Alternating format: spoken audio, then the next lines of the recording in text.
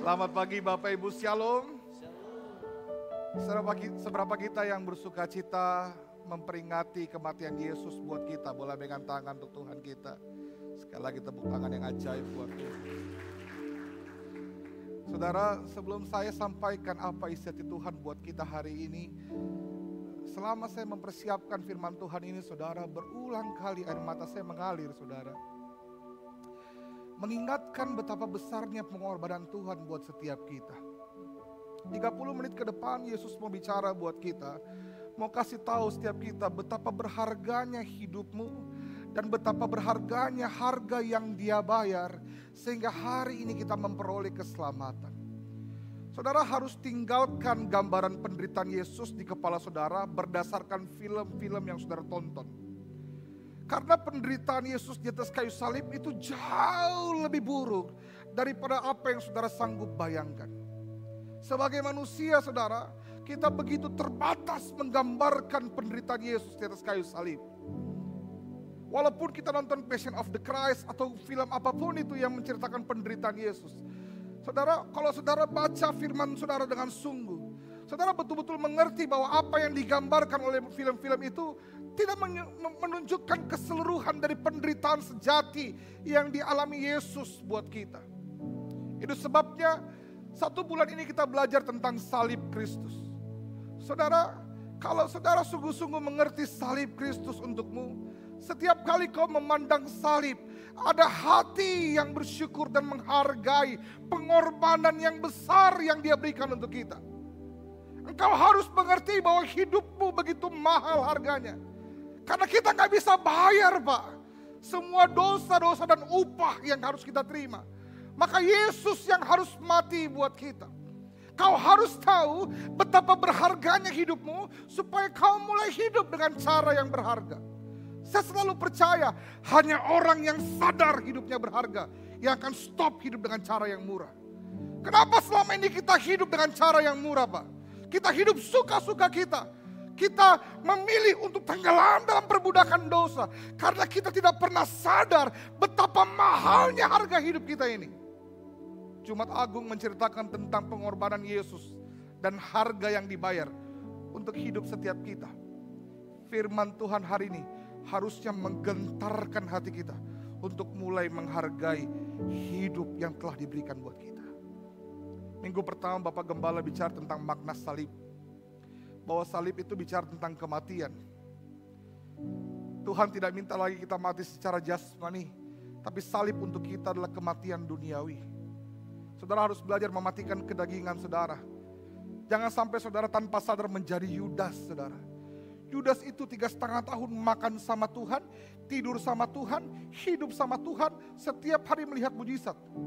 Pak, ini menunjukkan kepada kita begini, aktivitas rohani kita bahkan tidak menentukan kerohanian kita. Jadwal pelayanan kita tidak menentukan kerohanian kita. Yudas adalah salah satu orang yang paling dekat dengan Yesus. Setiap hari bersama dengan Yesus. Tapi saudara perhatikan, setiap hidupnya dikacamatai oleh kedagingan, keduniawian. Setiap kali Yesus mengerjakan sesuatu, Yudas melihatnya secara daging, apa yang menguntungkan untuk dirinya. Yesus dianggap sebagai pemimpin yang besar pada saat itu. Yudas berpikir begini, andaikan Yesus mau menjadi pemimpin, pemerintah atau sebagainya, wah kita pasti diangkat menjadi pemimpin, kita pasti punya jabatan. Tapi kenapa Yesus gak mau? Yudas melihat segala sesuatu dari sisi duniawi. Tapi salib bicara tentang kematian jasmani dan duniawi, supaya kita bisa hidup secara ilahi. Kacamata kita berubah menjadi kacamata rohani, saudara. Makna salib minggu pertama Bapak Gembala ajarkan buat kita. Minggu lalu Ibu Gembala bicara tentang disalib karena kita. Saudara harus tahu bahwa Yesus digantung di atas kayu salib bukan karena pelanggarannya, tapi karena upah setiap dosa kita. Kitalah yang ditanggungnya. Penderitaan kita karena kejahatan kitalah. Dia rela menanggungnya untuk menunjukkan betapa besar kasihnya buat kita. Jumat Agung ini saya akan bicara tentang salah satu dari perkataan Yesus di atas kayu salib. Ada next slide, 7 perkataan Yesus selama di atas kayu salib. Saya sangat rindu kita punya kesempatan untuk membalas ke 7-7-nya. Tapi izinkan saya bulan ini hanya bicara 2. pernyataan keempat dan yang terakhir yang ketujuh. Besok ibadah Paskah ada evangelis Daniel Ehasa, hamba Tuhan yang luar biasa. Orang tua kita yang melayani kita di tahun lalu, memberkati kita dengan sangat dahsyat, akan kembali hadir di hari Minggu Paskah jam 10 pagi. Saudara bisa hadir bersama. Sorenya jam 7 malam dilayani oleh Bapak Gembala tentang makna kuasa kebangkitan Kristus. Lalu minggu terakhir saya akan bicara tentang perkataan Yesus yang ketujuh, it's finished atau sudah selesai. Singkatnya, ada 7 perkataan atau sabda yang keluar dari mulut Yesus saat ia di atas kayu salib. Yang pertama adalah kalimat ini, ya Bapa, ampunilah mereka karena mereka tidak tahu apa yang mereka lakukan. Yang kedua, sesungguhnya hari ini kamu akan bersama-sama aku di dalam Firdaus. Ini perkataan Yesus kepada penjahat-penjahat di sampingnya. Yang ketiga, ibu, inilah anakmu dan inilah ibumu. Dan yang keempat yang kita dengarkan pagi hari ini, sabda Yesus di atas kayu salib tentang Allahku, Allahku, mengapa engkau meninggalkan aku? Eli, Eli, lama sabatani. Ya Allahku, mengapa engkau meninggalkan aku? Yang kelima adalah aku haus. Yang keenam adalah sudah selesai. Yang ketujuh, ke dalam tanganmu kuserahkan nyawaku. Saya hari Minggu terakhir akan bicara tentang yang keenam, saudara, it's finished atau sudah selesai. Tapi hari ini next slide kita akan fokus pada ini. Di atas kayu salib Yesus berseru sebuah kalimat, Eli, Eli, lama sabatani. Allahku, Allahku, mengapa engkau meninggalkan aku? Ini sebuah pernyataan yang begitu dalam artinya. Saudara, saya coba baca beberapa tafsiran, beberapa penjelasan tentang kalimat ini. Ini menjadi pernyataan dunia, bahkan perdebatan begitu banyak teolog. Bagaimana mungkin Allah kita yang Tritunggal dapat meninggalkan satu Allah dan yang lainnya? Bagaimana mungkin Allah begitu kejam meninggalkan Yesus menanggung seluruh penderitaannya seorang diri? Mengapa Yesus berkata, Tuhan kau meninggalkan aku? Dan saya berdoa satu kalimat ini mengajarkan kepada kita, saudara, betapa mahalnya pengorbanan Yesus buat kita. Ketika saya baca terjemahan dari satu kalimat ini, saya harus berhati-hati mengajarkannya kepada saudara. Setidaknya ada 2, saudara, makna dari teriakan ini. Seruan Eli, Eli lama sabatani, Allahku, Allahku, mengapa engkau meninggalkan aku? Yang pertama adalah makna dari seruan penderitaan. Begitu besar penderitaan Yesus alami, sehingga di atas kayu salib dia kemudian berseru seolah-olah ditinggalkan Tuhan. Dan pada kenyataannya memang pada saat itu Allah harus memalingkan wajahnya dari Yesus. Karena Yesus, Alkitab katakan, yang tidak berdosa dibuat menjadi dosa. Dia menerima limpahan, saudara, dosa seluruh dunia. Dan pada saat itu Allah yang kudus harus memalingkan wajahnya dari kenajisan dosa-dosa seluruh umat manusia. Sehingga pada saat itu Yesus menerima kematian yang disebutkan dengan kematian rohani. Saudara harus mengerti bahwa hidup kita ini terdiri dari 2 kematian. Kematian jasmani, kematian rohani. Ketiga adalah kematian kekal di dalam neraka. Tapi yang 2 ini, saudara, kematian jasmani dan kematian rohani. Saudara harus perlu tahu ini. Kematian jasmani adalah kematian secara daging, tapi kematian rohani itu bicara ini, keterpisahan dengan Allah. Saudara ingat waktu Adam dan Hawa di Taman Eden, Tuhan bilang begini, Adam, Hawa, kalau kau makan buah itu kau akan mati. Waktu Hawa dan Adam makan, apakah mereka mati secara jasmani? Saudara, tidak. Tapi kita tahu bersama dia harus diusir dari Taman Eden. Terpisah dari Allah. Alkitab bilang, dosamulah yang membuat kau terpisah dari Tuhan. Saudara tahu bahwa kematian yang serius yang dialami oleh Yesus pada saat itu adalah bukan hanya kematian jasmani, tapi kematian rohani, yaitu harus terpisah dari Allah. Yang pertama adalah seruan penderitaan. Begitu besarnya penderitaan yang Yesus alami. Tetapi saya pelajari yang kedua. Eli, Eli lama sabatani, seruan tentang Allahku, Allahku, mengapa kau meninggalkan aku? Ternyata bukan hanya tentang seruan penderitaan, tetapi juga seruan pengharapan. Saya gak sempat masukkan di sini, tapi saudara perlu buka kitab saudara. Ternyata kalimat Eli, Eli lama sabatani itu dikutip Yesus dari kitab Mazmur pasal yang ke-22 yang dicatat oleh Daud. Daud menulis satu paragraf Mazmur dengan tulisan nyanyian rusa di kala fajar. Rusa itu bicara tentang binatang yang lemah, binatang yang diburu. Dia hampir menghabiskan seluruh hidupnya hanya untuk lari dari pengejaran. Yesus digambarkan seperti rusa yang harus menuju pada waktu kematian atau diserahkan pada kematian. Tetapi nyanyian di kala fajar bicara tentang begini, rusa yang harusnya dikejar oleh kematian itu akan menerima bangkitnya fajar, terang matahari yang kemudian menjadi harapan. Sama seperti Yesus mati di hari yang ketiga, mati dan bangkit di hari yang ketiga. Bahwa ternyata kematian Yesus bukanlah akhir daripada karya keselamatannya, tetapi justru adalah pembuktian kuasa kebangkitannya yang akan kita sama-sama rayakan di hari Minggu nanti, momen Paskah. Waktu Yesus berteriak Eli, Eli lama sabatani, itu seolah-olah dia sedang mengingatkan orang-orang pada saat itu, termasuk murid-muridnya, tentang nyanyian pengharapan bahwa kematian bukanlah akhir, tapi sebuah proses menuju kemuliaan, kebangkitan sejati dan kemenangan bagi orang-orang percaya. Boleh kasih tepuk tangan buat Tuhan kita.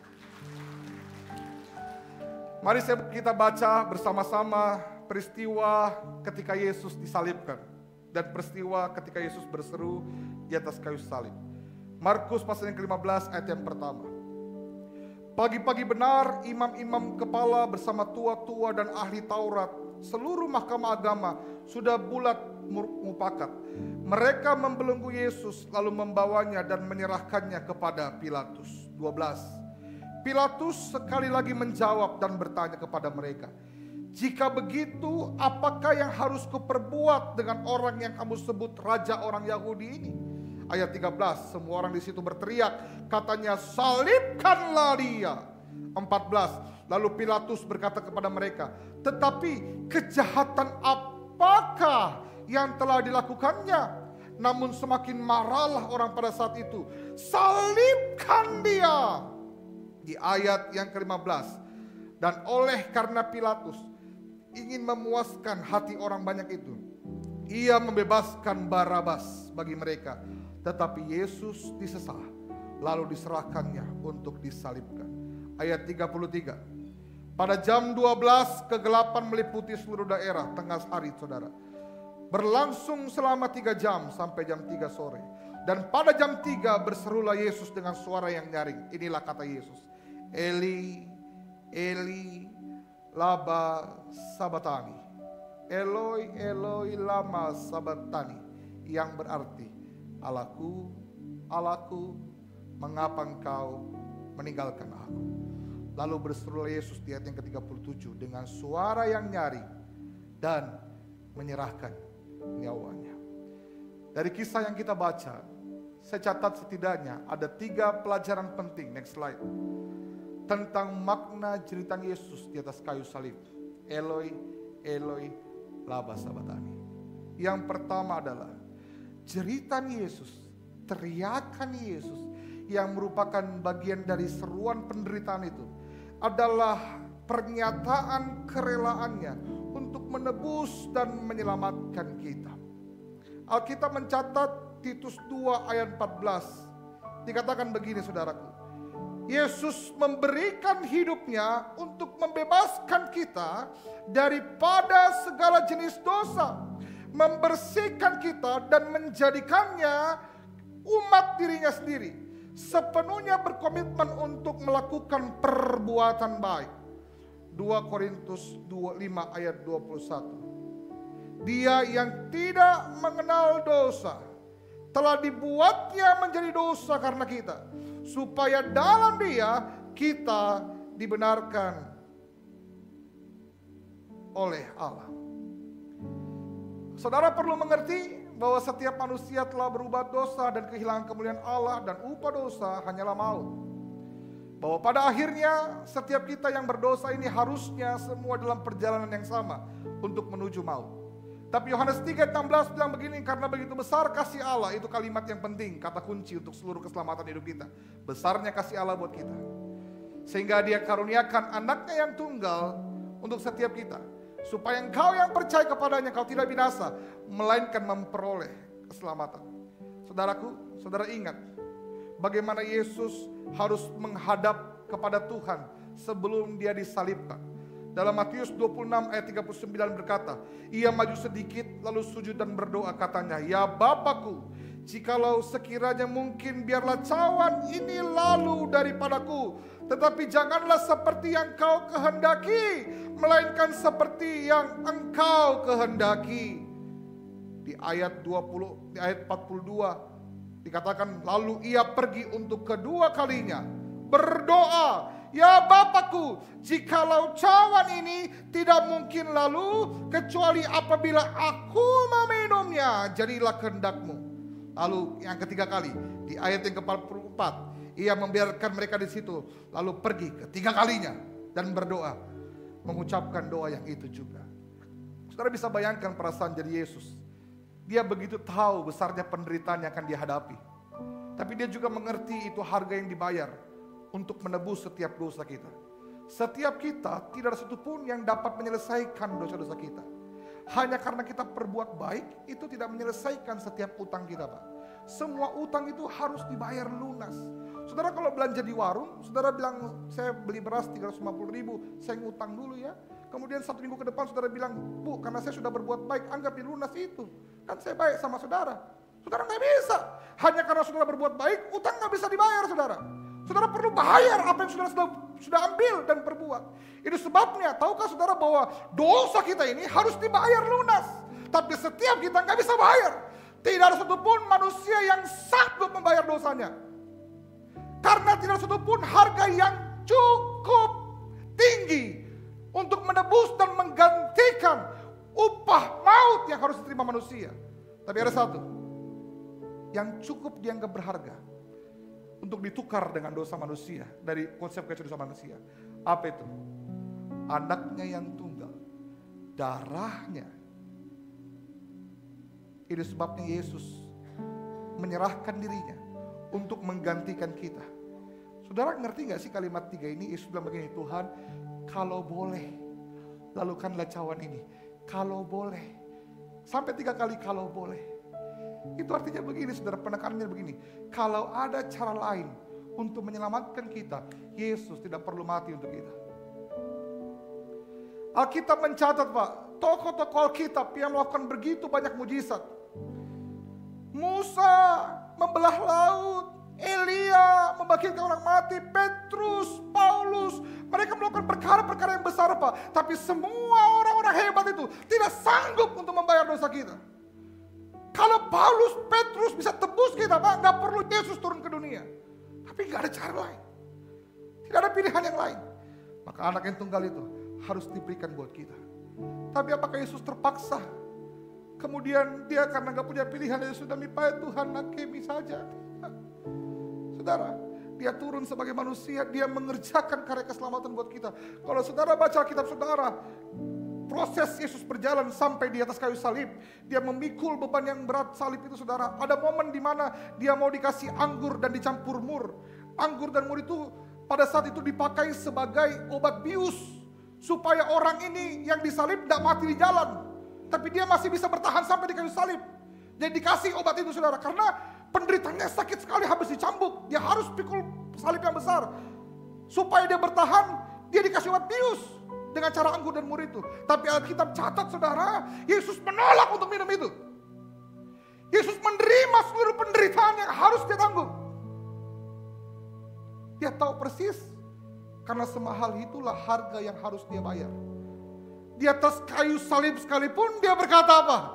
Ya Tuhan, ampunilah mereka, karena mereka tidak tahu apa yang mereka perbuat. Apakah saudara pikir Yesus tergantung di kayu salib dalam kondisi dongkol kepada manusia?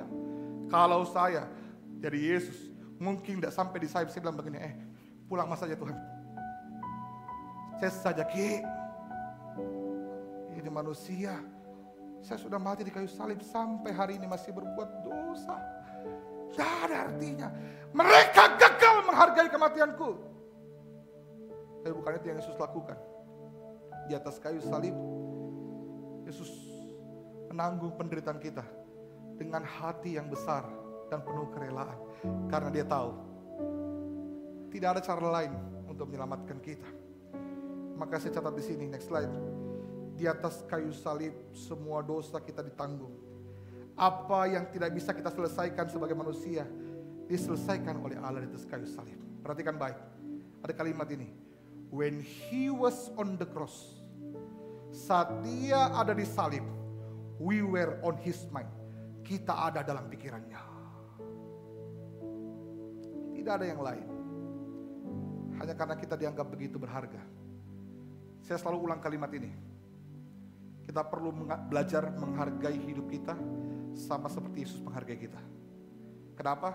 Pak, Yesus yang punya surga. Seluruh orang di dunia berbondong-bondong cari cara menuju surga. Tapi kita punya Tuhan, tinggalkan surganya untuk kita. Dia mau kasih tahu kita, hidup kita dianggap lebih berharga dari surga yang dikejar oleh begitu banyak orang. Yesus Pak, punya semua harta di surga Pak. Dia tinggalkan, mau kasih tahu kita bahwa hidup kita dianggap lebih berharga dari semua harta yang dikejar oleh dunia. Yesus Pak, Bu, korbankan, curahkan darahnya di atas kayu salib. Cuman mau kasih tahu buat kita bahwa bahkan darahnya tidak dianggap lebih berharga dari kita. Pak, kalau Yesus begitu menghargai hidup saudara, adakah saudara sadar untuk mulai menghargai hidup saudara? Mengapa saudara biarkan hidup saudara hidup dengan sia-sia? Dengan cara-cara yang murah. Dengan tindakan-tindakan yang tidak berharga. Padahal harga hidupmu begitu mahal. Lebih daripada surga. Lebih daripada darah yang tercurah. Kematian Yesus menunjukkan kerelaan dan penghargaan yang dahsyat untuk setiap kita. Boleh kasih tepuk tangan buat Tuhan kita. Saya pelajari yang kedua. Makna jeritan Yesus adalah yang pertama menyatakan kerelaannya untuk menebus dan menyelamatkanmu. Dia tergantung di atas kayu salib karena tidak ada pilihan yang lain. Hanya dialah yang memang dapat menebus kita dan menggantikan kita. Dia rela bayar harga satu-satunya itu saudara. Supaya hari ini kau bisa punya kesempatan untuk hidup dengan cara yang berharga. Tapi yang kedua saya pelajari begini. Jeritan Yesus. Eloi, Eloi, lama sabatani. Menggambarkan bahwa begini. Penderitaan Yesus sesungguhnya bukanlah penderitaan jasmani. Bukanlah penderitaan badaniah. Tetapi penderitaan Yesus sesungguhnya adalah keterpisahan dengan Allah. Yesaya 59 ayat 2 bilang begini. Tetapi yang merupakan pemisahmu dan Allahmu ialah segala kejahatanmu. Dan yang membuat dia menyembunyikan diri terhadapmu sehingga ia tidak mendengar ialah segala dosamu. Ada terjemahan-terjemahan yang saya kurang setuju saudara. Maksudnya baik. Mereka bilang Allah tidak sungguh-sungguh meninggalkan Yesus pada saat itu. Allah tidak betul-betul meninggalkan Yesus. Allah tidak pernah meninggalkan kita. Saudara, Tuhan memang tidak pernah meninggalkan kita. Tapi dosa kita membawa diri kita terpisah dari Allah secara rohani. Pada saat itu Allah gak mungkin bersama dengan Yesus yang dilimpahkan oleh dosa manusia. Karena dia menanggung dosamu dan dosaku. Makanya kenapa Adam dan Hawa harus diusir dari Taman Eden. Karena kematian rohani memisahkan mereka dari Allah. Tapi saudara ngerti gak sih kerinduan Yesus? Kalau saudara baca Alkitab saudara, ada satu kalimat. Buat saya kalimat kunci hati Yesus buat kita. Dia bilang begini. Aku pergi menyiapkan tempat untukmu, supaya di mana aku berada, di situ engkau berada. Saudara-saudara betapa semua yang Yesus kerjakan di kayu salib itu cuma begini. Supaya kau dapat kembali terhubung dengan Tuhan. Itu tujuannya. Kenapa dramanya panjang sekali Yesus dikasih salib dan segala macam. Supaya kau yang terpisah dari Allah karena dosa, dapat kembali bersama-sama dengan Tuhan. Tujuannya itu. Yesus berkata, aku pergi menyiapkan tempat untukmu supaya di mana sama seperti gini loh. Aduh, kalau kita jatuh cinta saudara, kita mau terus sama-sama. Suami istri pengennya begitu pajang lama-lama kerja di luar Pak. Mau tongka itu kalau kita pergi mana-mana ada suami kita. Mau tongka itu pergi mana-mana ada istriku. Mau tahukah itu di mana saya ada, di situ kau berada. Itu hati yang besar dari suami dan istri. Itu pun manusia. Tapi kalau Allah yang bicara, saudara, bukan itu kalimat yang paling romantis yang saudara bisa dengar. Tuhan mau di mana Dia ada, di situ kita ada. Menjelaskan buat kita, surga bukan tentang tempatnya. Surga tentang di mana Tuhan ada, di situ kita berada. Dimanapun Tuhan berada, Tuhan mau kita ada. Itu sebabnya karya keselamatan adalah upaya untuk mengembalikan kita kepada Tuhan. Dan pada saat itu, betul-betul dalam sesaat, Roma 6 ayat 23, upah dosa ialah maut, karunia Allah ialah hidup yang kekal dalam Kristus Yesus. Maut itu ditumpahkan pada Yesus, dan untuk sesaat Allah harus memalingkan wajahnya, bukan karena berhenti mengasihi Yesus, tetapi karena harus berpaling dari dosa-dosa kita yang ditimpahkan kepada Yesus. Keterpisahan itu. Makanya saudara, kalimat ini baik. Saudara bisa simpan dalam hati saudara. Yesus tidak hanya menanggung kematian jasmani, tapi Yesus juga rela menanggung kematian rohani. Dia rela terpisah dari Allah, supaya hari ini kita yang terpisah karena dosa-dosa kita dapat dikembalikan kepada Allah. Supaya hari ini karena kematian Yesus, kita tidak perlu berteriak lagi, Eloi, Eloi, lama sabachthani. Karena semua konsekuensi dosa kita sudah ditanggung Yesus. Penderitaan Yesus yang begitu berat tidak sebanding dengan keterpisahannya dengan Allah. Itulah yang begitu berat bagi Yesus. Saya percaya waktu Yesus sebelum dia disalib, dia berdoa, dia begitu takut, darahnya keringatnya seperti pecahan darah.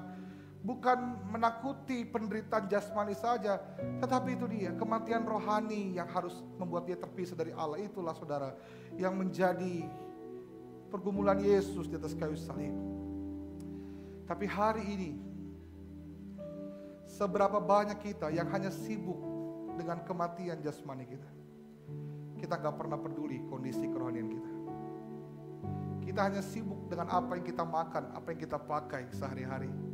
Tapi kita gak pernah sibuk dengan situasi kerohanian kita. Yesus begitu menghargai hubungan rohaninya dengan Allah. Maka bagi Yesus penderitaan terbesar adalah ketika dia terpisah dari Allah. Hari ini, apakah penderitaan terbesar saudara? Saudara gak pernah sadar bahwa kematian rohani itu adalah hal yang paling mengerikan. Saudara gak pernah sadar, saudara ke gereja biasa aja. Saudara kalau ada halangan sedikit, saudara tinggalkan ibadah. Saudara gak pernah cari waktu dengan Tuhan. Saudara kayaknya nyaman terpisah dengan Tuhan. Padahal untuk keterpisahan itulah Yesus bayar harganya mahal, supaya kau bisa bersama-sama lagi dengan Tuhan. Kalau hari ini kita ke gereja ogah-ogahan, mut-mutan, suka-sukanya, hadapi waktu, saudara nyaman dengan keterpisahan saudara. Yesus mau kasih tahu kita bahwa begini, bahwa harga yang dia bayar itu justru untuk mengembalikan engkau dengan Allah. Saya berdoa, Eloi, Eloi, lama sabachthani. Seruan ini mengingatkan kita bahwa penderitaan terberat dalam kehidupan kita sebenarnya bukan penderitaan jasmani, tapi keterpisahanmu dari Tuhan.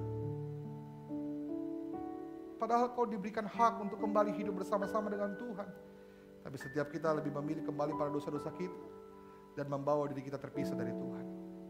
Hari ini saya berdoa untuk yang kesekian kalinya, kematian Yesus menyadarkan kita untuk menghargai ikatan Allah, pemulihan hubungan yang Dia berikan bagi kita kepada Tuhan. Boleh kasih tepuk tangan buat Tuhan kita.